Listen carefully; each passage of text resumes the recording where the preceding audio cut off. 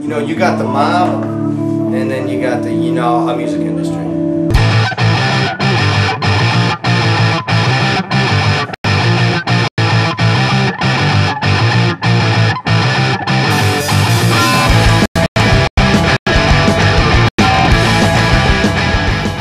Most bands have dreams of making it big and getting lots of money, but some bands do it for the love of the music and the bond they share with each other.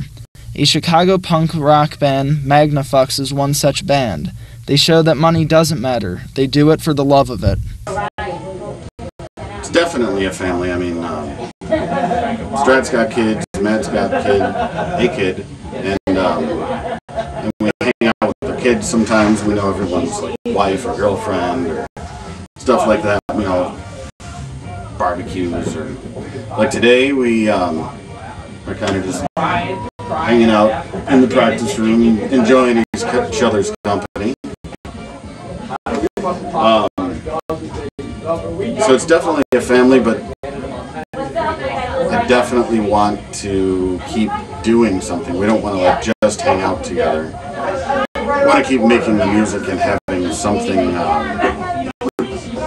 something extra going on, like something to feel like we're part of something, and I want to feel at least like I'm part of something rather than just hanging out with my friends like I said. I lost contact with these crazy people for years. We were in alternate bands, but they're always like dear friends to me, like old buddies. But now it is much like a family. I mean, except for Adam back there making lewd gestures. Oh my god! But yeah, it's a family. We like getting together. We like you know, barbecue here and there. You know, just hanging out, playing video games, whatever we got to do. But yeah, they are very much like family. Okay. How did you guys all get to know each other? Well, we went to an orphanage. No, I don't know. These guys were... He's the only one that lived in the suburbs. He's from Des Plaines, but I knew him through what? We all knew each other through Dan Schaefer. Yeah, and just going to see bands. You know, and then like the old punk scene too. Yeah, just back in the 80s. do the scene when there was a scene. Right. Yeah. And Strat was at not Impulse Manslaughter, Insular Respect. And so was Dave. And so was Dave there for a while, and I played with him at clubs. I played with their band a couple times, so I knew them. But we all had this one mutual friend, Dan, who we'd all Screeching known Weasel at the time. Each other or of each other for years. Just kind of got together for a band. I knew Adam when he was skinny. Me too. I was skinny back then. How did Matt come into this band? I don't know. Same kind of thing. Like he was violently. He was a friend of all. Yeah, violently. Like we see him like belly flop off a like third floor balcony into the snow or something like that. Yeah, something like that. Yeah, he was always the crazy guy at the party or at the shows or whatever. Did he jump through a picture window? That was me. And he was in another band. We knew he had a good voice. Yeah. Him and Matt jumped through was it a restaurant? No, it was like a Chinese billiards. They jumped through the window. Yeah. It was at least an 8x8, like, you know, plate glass window, and there was like a guillotine hanging. Yeah, like a shard of it was still hanging. Matt's like, my head. Yeah, I don't know. The guy was a nut. You know, we were all nuts. So it was a good time. I used to live above a realty store, and he jumped off this. He was like walking on the realty sign one night. And that's the last time I saw him. I think he fell again. How do you deal with differences in this group? We have no differences. We are all the same. No, we pretty much ignore them and never talk about them, and then eventually one day they explode. It's kind of like a thing. Has there been fights in this band? No physical fights. There's been arguments. We've been together. I've been together with Dave and Strat since '89. Makes it 20 years now, and we've probably had like 4 or 5 serious arguments. That's about it. No, I don't think so. No. you know, if you know someone says, you know, I don't like that part or whatever, then we'll change it. But you know, not too much other than size and weight. You know what I mean? What's your motivation to stay in the band? Actually, you know, I love jamming with these guys. We always have a fucking great time, even at practice. You know, fucking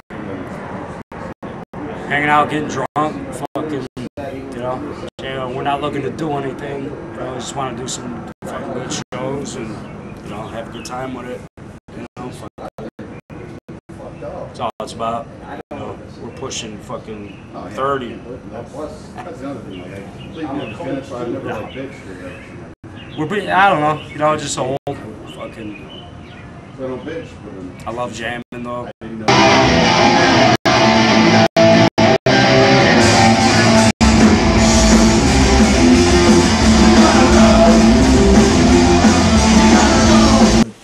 mean, as far as playing out, I don't care if it's a dive bar or Soldier Field or somebody's bar mitzvah. I could care less. I'll play anywhere. How do you mentioned that you love it? Do you hold a certain philosophy with that in music? Not really. I mean, it should just feel right. You know, I mean, anything can be an instrument. Anything can be a song. If it feels right, if it has that effect, you know, a good song makes you feel something. You know, like you know, or whatever, or sad, or whatever you're in it for, and you know. As long as it has an effect, it's good to me. This band, actually, when we first started getting angrier and writing more aggressive songs, Dave kind of started it. I don't really know why or what started it, but then we all kind of clicked. We're like, yeah, this is what we should do. Go back to like what we used to be heavily into and what music was all about for us, like being aggressive and angry and expressing it in music. Way better than when we were doing melodic stuff with Ethylene and everything. It was what we were feeling at the time, but we kind of just always write whatever we're feeling at the time. So now it's pretty much been Dave's anger and whatever you want to call it, coming out in the music. That inspires me to like stay in the band. If Dave started liking all reggae music and wanted to just be like a reggae-ish, rancid reggae-ish kind of band, then I would probably stop playing. But we've always kind of managed to stay, all meaning me, Dave, and Strat, since it's been 20 years. We've all managed to somehow stay into the same kinds of music and kind of transition with each other over the years. So it's pretty cool. Do you write a lot of the songs in this band? Yeah. I really don't. I don't write any lyrics. You know, I might spit out a word or two here, you know, or a phrase or something, and then. But a lot of the music, yeah, I'd say I probably write a lot of it. You know. Where does that inspiration come from? Just it's totally fucking sporadic. It just comes out of nowhere.